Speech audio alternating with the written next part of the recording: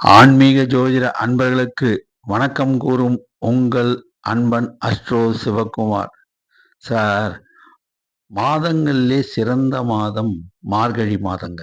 மார்கழி மாசத்துல வர்ற எல்லா பண்டிகைகளும் சிறப்பு வாய்ந்ததுங்க. அப்போ மார்கழி மாசத்துல என்னென்னலாம் பண்டிகை கொண்டாடுவோம் உங்களுக்கு தெரியும். ஆண்டாள் பாவை நோன்பு இருந்து கண்ணபிரானை மணந்தது, அது முக்கியமான ஒரு நிகழ்வு. அடுத்தது திருவம்பாவை, திருப்பாவை பாடல்கள் எல்லா சிவாலயத்திலையும், எல்லா வைணவ ஆலயத்திலையும் காலையில 4:30 மணிக்கெல்லாம் திறந்து பூஜைகள் நடைபெறுவது வழக்கமா இருக்கு. காலந்தொட்டே இருக்குதுங்க. இந்த காலகட்டத்துல மார்கழி மாசம் 27ஆம் தேதி, அதாவது சனிக்கிழமை, ஆங்கிலம் 11ஆம் தேதி, ஜனவரி மாதம் 2025 வருடம் வரக்கூடிய சனி பிரதோஷம் மிக மிக சிறப்பு வாய்ந்ததுங்க. சனி பிரதோஷ எல்லா காலகட்டத்திலையும் ரொம்ப சிறப்பு வாய்ந்த பிரதோஷங்க. நித்திய பிரதோஷ வேலை எது தெரியுமாங்க? 4:30 to 6 டெய்லி நித்திய பிரதோஷம் தாங்க. சனிக்கிழமை அன்னைக்கு வரக்கூடிய இந்த பிரதோஷ வேலையில நந்தி பெருமானுக்கு அபிஷேகங்கள் நடந்து முடிஞ்ச பின்னு அந்த இரு கும்புகளுக்கு நடுவுல சிவபெருமான் காட்சி தருவாருங்க.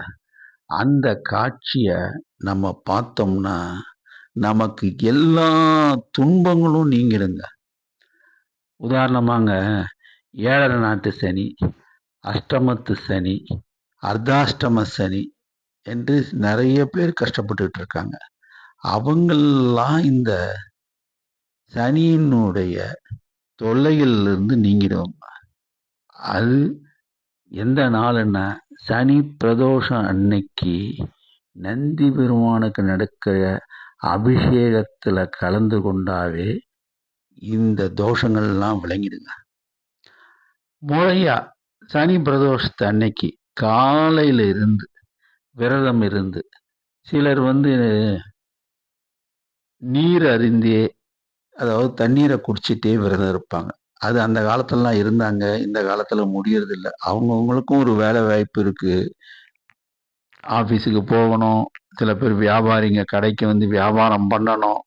படிக்கிற பிள்ளைங்க ஸ்கூல் காலேஜ் போகணும். எல்லா விதத்திலையும் வேலைகள் இருக்குங்க. அதனால இந்த காலத்துல அது முடியாம போயிடுச்சுங்க.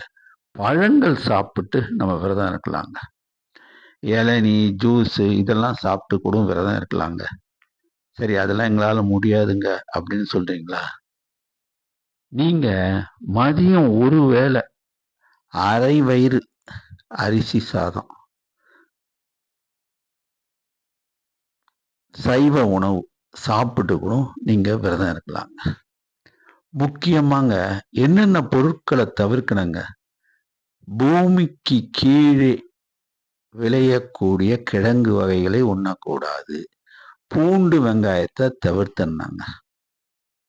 மசாலா பொருட்களை சேர்க்கக்கூடாதுங்க. முக்கியமா இதை தவிர்த்து நம்ம இட்லி எடுத்துக்கலாம், நீராவியில் வந்த உணவு எடுத்துக்கலாம்.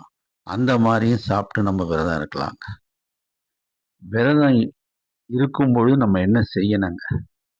யாரையும் கடிந்து கொள்ளக்கூடாது.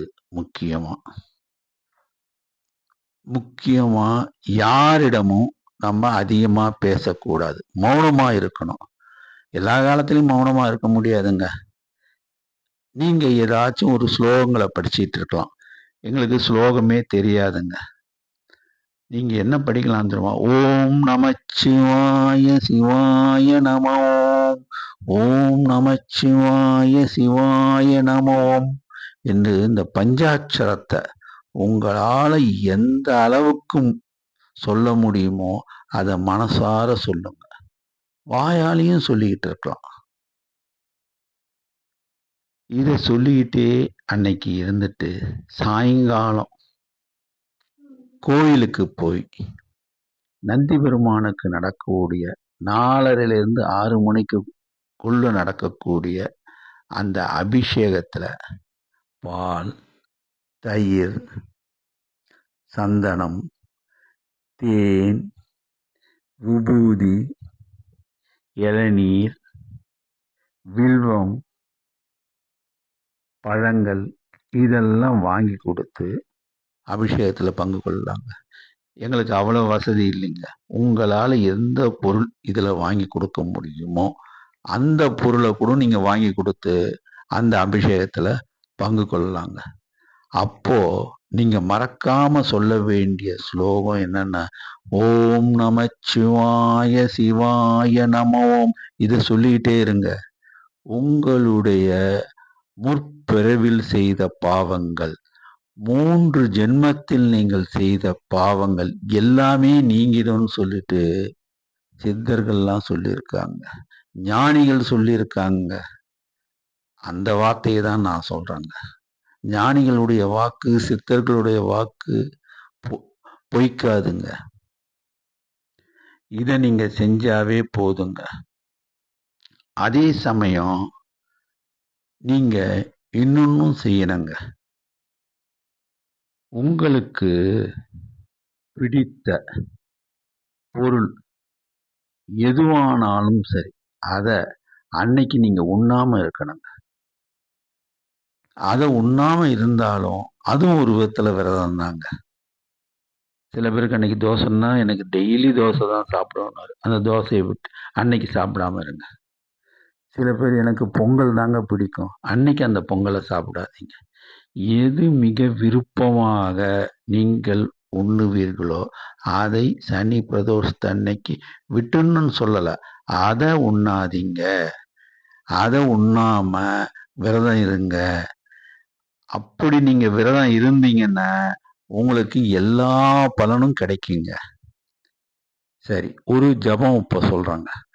ஓம் மிருத்யுஞ்சாய நமஹ, ஓம் ருத்ராய நமஹ, ஓம் நீலகண்டாய நமஹ, ஓம் மகாதேவாய நமஹ, ஓம் சிவாய நமஹ, ஓம் அமிர்தகடேஸ்வராய நமஹ, ஓம் விஸ்வேஸ்வராய நமஹ, ஓம் சதாசிவாய நமஹ, ஓம் உமாமகேஸ்வராய நமஹ அப்படின்னு விடாம நீங்க சொல்லிட்டு இருங்க. உங்களுக்கு எல்லா விதமான பாவங்களும் நீங்கி உடல் ஆயுள் பலம் பெற்று, உடல்ல நோய்கள் இருந்தா அதுவும் நீங்கி மிகவும் ஆரோக்கியத்துடன் செல்வ வளத்துடன் நீங்க வாழ்வீங்க. சரிங்க, இது பண்ணா மட்டும் போதுமான்னு ஒருத்தர் கேட்கிறார். சனிக்கிழமைன்னு சொல்லிட்டீங்க, சனி பகவானுக்கு ஏதாவது பிரீத்தி பண்ண இல்லைங்க? என்ன பிரீத்தி பண்ணலாங்க? சனி பகவான் யாருங்க? நியாயவான், தர்மவான். அவர் எப்பயுமே நியாயம் தர்மம் தாங்க பார்ப்பாரு. நவ கிரகத்துல சனி கிரகத்துக்கு மட்டும்தாங்க ஈஸ்வர பட்டம், எந்த கிரகத்துக்கும் ஈஸ்வர பட்டம் கிடையாதுங்க. சனிய ஈஸ்வரனோடு ஒப்பிட்டு பார்த்தாங்க. அதுதான் நான் என்ன சொன்னேன்னா, சனி பிரதோஷத்து அன்னைக்கு நீங்க விரதம் இருந்து சிவபெருமான நீங்க வழிபட்டீங்கன்னா உங்களுக்கு சனியினுடைய தொல்லைகள் நீங்கிடும். நீங்க இன்னொன்னு செய்யலாங்க. ஏழை எளியோர்களுக்கு, வயதானவர்களுக்கு, உடல் ஊனமுற்ற வயதானவர்களுக்கு நீங்க உதவுனாவே அதுவும் ஒரு விதத்திலையும் பிரீத்தி தாங்க. எவ்வுயிரையும் நம் உயிராய் பாவிப்பது என்றதாங்க சனி பகவான் நமக்கு சொல்றாரு. சில பேர் பார்த்தீங்கன்னா வயசானவங்களா இருப்பாங்க, பாத காலணிகள் அதாவது செருப்பு இல்லாமல் நடந்துட்டு அவதிப்பட்டு இருப்பாங்க. அவங்களுக்கு செருப்பு வாங்கி கொடுங்க. வயசானவங்க யாரும் கவனிக்காரற்று கிடப்பாங்க, குளிர்ல நடுங்கிட்டு இருப்பாங்க, அவங்களுக்கு போர்வை வாங்கி கொடுங்க. கடின உழைப்பாளிகள், வயசானவங்க. அவங்க ஏதாச்சும் கூலி வேலை செஞ்சு தான் பொழைக்கணும்னு கஷ்டப்படுவாங்க. அவங்க வெயில்ல நடமாடுவாங்க. அவங்களுக்கு நீங்க கொடை வாங்கி குடுங்க. சில பேரு கண் அறுவை சிகிச்சைக்கு உதவலாங்க. உடல் நலிந்த வயதான ஏழை எளியோருக்கு மருந்து மாத்திரை வாங்கி குடுக்கலாங்க. ரத்த தானம் பண்ணலாங்க. இதெல்லாம் சனி பிரீத்தி தாங்க. எல்லா உயிரையும் தம் உயிர் போல நம்ம பாவிச்சோம்னா, சனி பகவானுடைய எல்லா கஷ்டங்களிலிருந்தும் விடுதலை கிடைக்குங்க. அதுக்கு இந்த சனி பிரதோஷத்த அன்னைக்கு நீங்க விரதம் இருந்து முதல்ல எம்பெருமான் சிவபெருமான வணங்கி அவர் ஆசி பெற்று இதெல்லாம் நீங்க செஞ்சீங்கன்னா உங்களுக்கு அர்த்தாஷ்டம சனி, ஏழரை நாட்டு சனி, அஷ்டமத்து சனி, அடுத்தது சில பேருக்கு சனி திசை நடந்துட்டு இருக்கும். அதனால ஏற்படுற விளைவுகள் எல்லாம் நீங்கி சுபிட்சமான வாழ்வு மலருங்க. செல்வம் சேருங்க. இன்னொரு விஷயம் நான் உங்களுக்கு சொல்றேன். இந்த சனி பிரதோஷத்து அப்போ நந்தி பெருமானுக்கு அபிஷேகம் பண்றாங்க பாருங்க. அந்த சந்தனம், உபூதி, வில்வம் இத 3த்தையும் நீங்க ஒரு பொட்டலமா மடிச்சீங்க. அதை எடுத்து கொண்டு போய் உங்க அலமாரியில வையுங்க. பணம் நீங்க சேர்க்கிற அலமாரியில வையுங்க. நாங்க ரொம்ப கஷ்டப்படுறோங்க. எங்களுக்கு பணம் செல்வம் சேரணுங்க அப்படின்னு மனமார வேண்டிக்கிட்டு வையுங்க. சிவன் அருளால உங்களுக்கு அன்னையிலிருந்து எல்லா தொல்லைகளும் நீங்கி உங்களுக்கு பணம் சேர ஆரம்பிச்சிடுங்க. நன்றி, வணக்கம்.